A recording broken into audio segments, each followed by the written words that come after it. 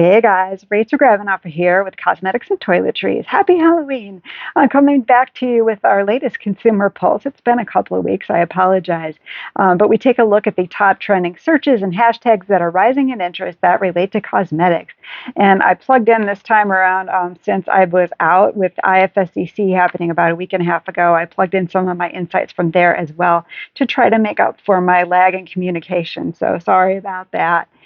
So for our number one trend this week per Google searches, as you might expect, Halloween makeup was at the top, and this ranged from everything from 200% to 900% increased searches. Number one was vampire for whatever reason. Number two is dead cheerleader. I think that's kind of interesting. Followed by cat, Minnie Mouse, and spiderweb. So that's it for the Halloween makeup. There were many others, but those were just the top ones. Number two, we have Katrina makeup, Catrina makeup, which is up 350%. This relates to La Katrina, the sugar skull look, or the sugar skull girl, and people kind of replicate that look for the Day of the Dead. So this is actually up in the searches to actually find how-tos and demonstrate how to create this look.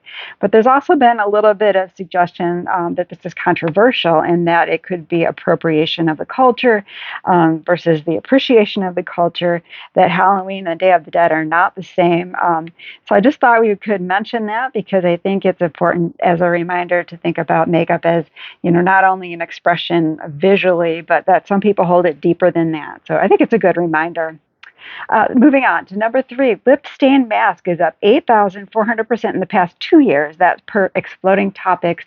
And I found a particular product that was covered by Cosmopolitan, I believe, and Allure. They talked about the Wonder Blading Lip Stain.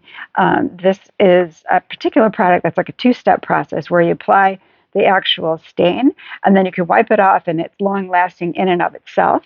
But then you can also apply an activator on top of that, and then you leave it, and then you peel off the activator, and it's supposed to set in that stain even deeper. So it's not just like a lip gloss, it's a deeper mask that allows for a deeper stain. We've seen a lot of lip products of growing interest lately, so I think that was interesting to see a lip stain mask, is sort of a new format. Number four, this is per spate, increase in bow nails, as in like little girl bows you would think about on their dresses and hats. That is up 174% in the searches year over year per spate. This is from what spate perceive this to be as sort of the return to girlhood for adult women. There's also kind of a ballet theme going on that this ties to. So bow fingernails. And then related to that, green chrome nails is up 149% approximately according to Spate, which is said to be a nod to, remember that brat summer sort of grunge trend, I guess you could call it? This is sort of taking it into the fall season. So it's that green chrome color. And then I'll move into a quick overview from IFSCC. You probably saw my full report, but just really quick, I didn't get a chance to do a video there. I apologize. It was very busy, but a really good event. But some of the top themes I saw there, melano aging and skin brightening. There was actually a paper by L'Oreal that won an award that related to how they were able to focus treatment and measure the actual changes that happen metabolically in the melanocytes in skin. So that was a really interesting paper. Number two, I noticed talk in sort of a terminology that related to physics or material science, so it isn't necessarily just the chemistry, but about how the chemistry is put together. I thought that was sort of a different focus. Number three, improving sunscreen safety, also efficacy. There was actually a study that was reported about how to decrease the amount of sunscreen filter that penetrates into skin. So that was one in particular related to sunscreen. Saw talk about whole body care, this relating to, vaginal treatments as well as whole body odor. Ways to address all of this was kind of in and amongst the posters especially, but there was also talk on the podium about, odor and fragrance. Axillary malodor was one of those topics too.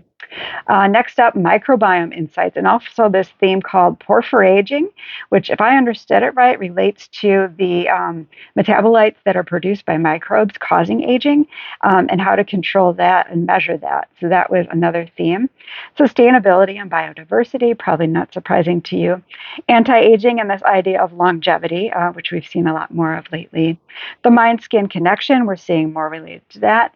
Also, a lot of talk about imaging and how technology can actually enhance beauty, not enhance beauty, enhance the research into beauty products, and detect efficacy of products and ingredients. So that was important.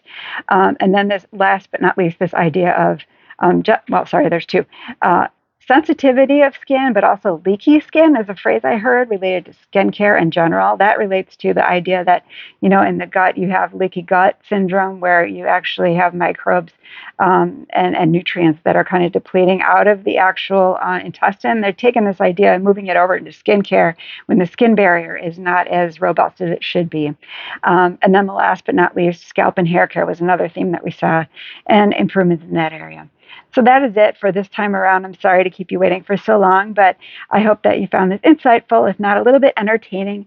And I hope that everyone has a happy Halloween, and we'll see you again soon. Thanks for joining me.